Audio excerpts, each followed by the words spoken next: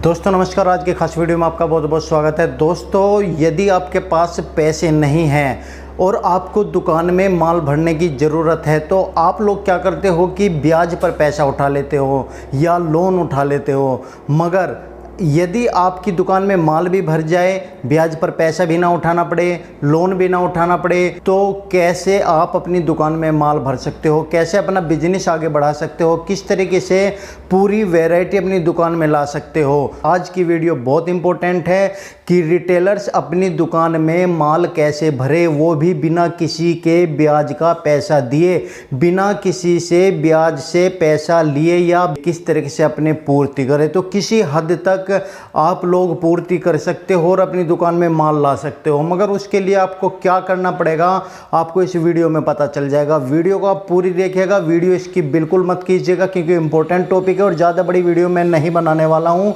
बहुत ही मेन सटीक जानकारी आपको इस टॉपिक पर मिलने वाली है। आपकी दुकान के अंदर माल होगा तो आपकी दुकान भी चलेगी, कस्टमर भी आएंगे और आपका बिजनेस भी बढ़ेगा और आपको टेंशन भी नहीं होगी कि आपको किसी के ब्याज का पैसा आपको देना है या बैंक की लोन की किस्त देनी है। तो दोस्तों आप ये वीडियो पूरी देखिएगा। वीडियो पसंद आए तो लाइक शेयर और चैनल को सब्सक्राइब जरूर कीजिएगा। तो चलिए आगे बढ़ते हैं।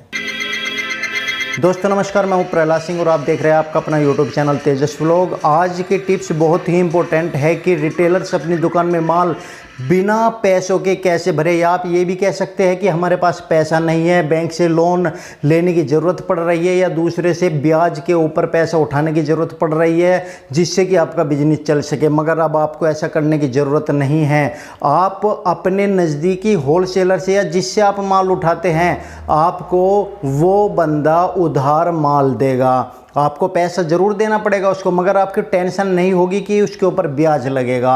अब उससे माल उधार कैसे उठाना है, इस टॉपिक पर ज़रा आप ध्यान से सोचिएगा और समझने की कोशिश कीजिएगा जो मैं आपको समझा रहा हूँ। देखिए, सबसे पहले आपको अपना एक मन बना लेना है कि आपको अपने किसी होलसेलर को परमानेंट रखना है जहाँ से आप माल ला रहे हो। थोड़ा सा टाइम ज़रूर लगेगा आपको उससे उधार माल लेने के लिए, मगर आप उससे उधारी स्टार्ट करके अपनी दुकान में माल भर सकते हो।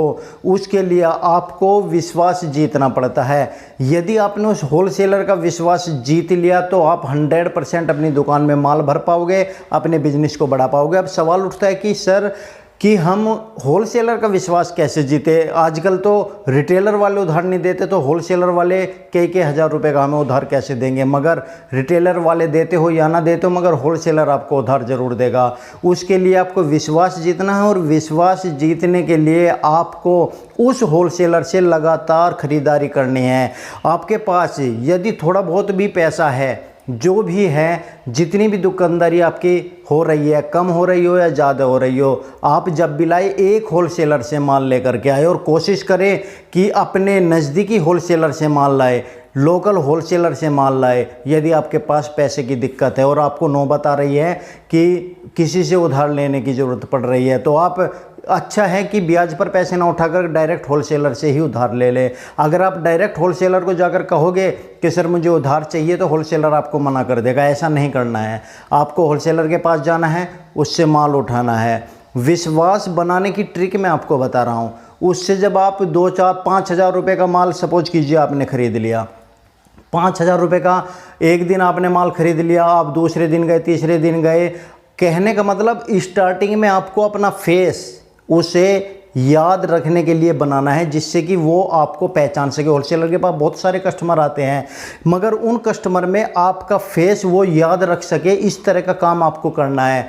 यदि आपके पास 5,000 7,000 है तो एक दिन जाकर के 3,500 का माल ले आए, एक दिन जाकर के फिर 2,000 का माल ले आए, फिर नेक्स्ट दिन जाकर के फिर 2,000 का माल ले आए। इस तरह से उसके सामने आप बार बार आते रहोगे तो और आपका चेहरा आता रहेगा और आते जाते उससे हाय, हेलो, नमस्कार, कुछ भी इस तरह के शब्द से संबोधित जरूर कीजिएगा जिससे कि वो आपको नोटिस कर सके।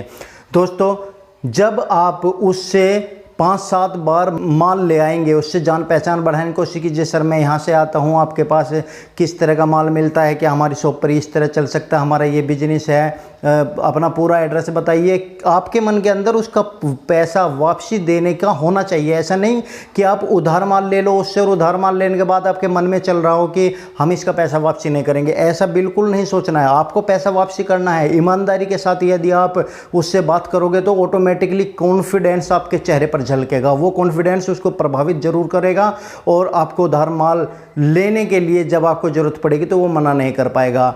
ये जो जान पहचान है ये आपको बढ़ानी है। उसकी दुकान पर आ जाकर कभी 2000 का माल, कभी 3000 का, कभी 4000 का, इसी तरह से माल लेना है। जब आपको 10-15 दिन हो जाएंगे, एक दिन आप ऐसा करना कि आपके पास 5000 रुपये है, आप 5000 का ना ले करके 4000 का माल लीजिए और 4000 में बिल बनवाइए 4500 रुपये का। 4000 रुपये उसे जब बिल बन जाए, आपके पास पैसे हैं मगर आप उसे नहीं बताओगे कि हमारे पास पैसे हैं, आप उसे कम बताओगे कि सर मेरे पास 4000 रुपये है और मुझे अभी मार्केट में थोड़ी ख़रीदारी करनी है, दूसरे सामान बहुत ज़रूरी है वो लेना है। यदि उसमें से पैसा बच गया तो मैं अभी आपका पैसा दे जाऊंगा, वरना जो आपके 500 रुपये बचे मैं तो आता ही रहता हूँ और दूसरे तीसरे दिन मैं आपको जब दे दूँगा। तो निश्चित रूप से वो होलसेलर आपको मना नहीं करेगा। अब आपको क्या करना है, आपको अगले दिन का इंतजार नहीं करना है, उसे इंतज़ार नहीं कराना है कि आप कल आओगे परसों आओगे जब आप पैसा दोगे। आप जो मार्केट में जाओगे, चाहे आपको माल लेना हो या ना लेना हो, थोड़ी सी देर मार्केट में घूम करके या खाना वाना लंच करके आ करके उसे जो 500 रुपये बैलेंस बचा था वो 500 रुपये आपको उसे दे देने हैं और कहना है कि सर जो ख़रीदारी मैंने की थी उस ख़रीदारी में से मेरे पैसे बच गए हैं, ये आपके 500 रुपये, आप इस 500 रुपये को रख लीजिए। इससे क्या होगा, उस होलसेलर की नज़रों में आप एक ईमानदार व्यक्ति बन जाओगे कि ये तो व्यक्ति अच्छा है और 500 रुपये का भी उधार करके गया था और 2-4 दिन बाद बता रहा था कि जब आएंगे, मगर इसने तो अभी दे दिए और आप वो माल लेकर के वहाँ से चले जाओगे। तो इससे एक विश्वास एक दूसरे के प्रति बन जाता है। अब अगली बार आप जाइए तो अगली बार जाकर के उधारी बिल्कुल मत मांगिएगा, आप कैश लेकर के आइएगा। 2000 का 3000 का हाल चाल पूछिएगा, ठीक है। 1-2 बार बीच में ऐसे ही आपको अपने आप को नोटिस कराना है उस होलसेलर को। जैसे ही आपको वो होलसेलर नोटिस करेगा कि आ रहे हैं, हाल चाल पूछिएगा, तो 2 बार 3 बार की डीलिंग के बाद में आप जैसे ही माल लेते हो तो आप उससे डिस्कस कीजिएगा, त्यौहार का समय आ रहा है और मेरे पास 5000 रुपये है और लगभग 8-9 हज़ार रुपये का माल लेना है, तो 5000 रुपये मैं अब दे जाऊंगा और जैसे ही 5-10 दिन में मैं आऊँगा तो आपके ये पैसे बैलेंस कर दूंगा। मेरा कॉन्टैक्ट नंबर और ये लिख लीजिए, मैं तो हमेशा आप ही की शॉप से माल लेता हूँ। तो इस तरह से जब आप बात करोगे तो वो होलसेलर आपको माल देगा और जैसे ही आप 3000 का 4000 का उधार करके जाओगे उसके पास से, तो वो आपको पैसा जैसे ही आपने 8-10 दिन बोला तो आपको 5 दिन में ही, चाहे स्पेशली आना पड़े, जो टाइम दिया उससे 2 दिन पहले ही आकर के वो पैसा आपको स्पेशली आगे देना है। कहना सर आज माल तो लेना नहीं था मगर आपका पैसा उधार था, मैंने बोला था तो मैं आ रहा था यहाँ पर तो मैंने सोचा कि पहले आपका पैसा देता चलो। आपको माल नहीं लेना है उस दिन, जिस दिन आप पैसा दे करके आओगे कि सर मैं तो स्पेशली आपका पैसे देने के लिए आया था। तो होलसेलर कहेगा सर जब आप माल लेने के लिए आते तभी आ जाते, आप स्पेशली आए हो परेशान। कहना नहीं सर मुझे तो टेंशन हो रही थी कि आपका भी पैसा देना है। इस तरह की आपको बातें करनी है।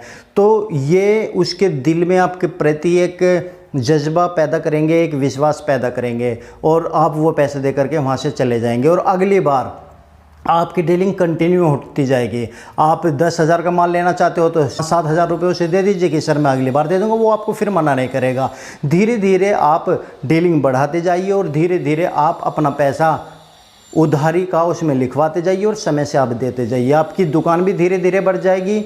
और देखिए ये प्रोसीजर ज़्यादा लंबा नहीं है, ये ज़्यादा से ज़्यादा 1 महीने का प्रोसीजर है। 1 महीने में आप सोच कर देखिए, यदि आप ब्याज पर पैसे उठाइए और लोन लो तो उसमें भी प्रोसीजर इतना लंबा लग जाता है, मगर फिर उसमें आपको टेंशन होने लगती है कि अब उसका ब्याज का पैसा देना है, अब उसे इंटरेस्ट देना है, उसकी किस्त जमा करनी है, तो ये टेंशन ख़त्म हो गई।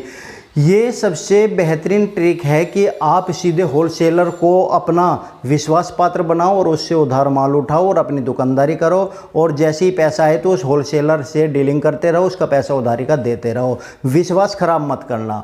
और जैसे ही ये काम हो जाएगा तो उसके बाद आप उससे 10,000 का 20,000 का काफ़ी लंबा हिसाब कर सकते हो, जैसे ही उसे लगेगा कि हाँ ये बंदा तो पैसे देकर चला जाता है।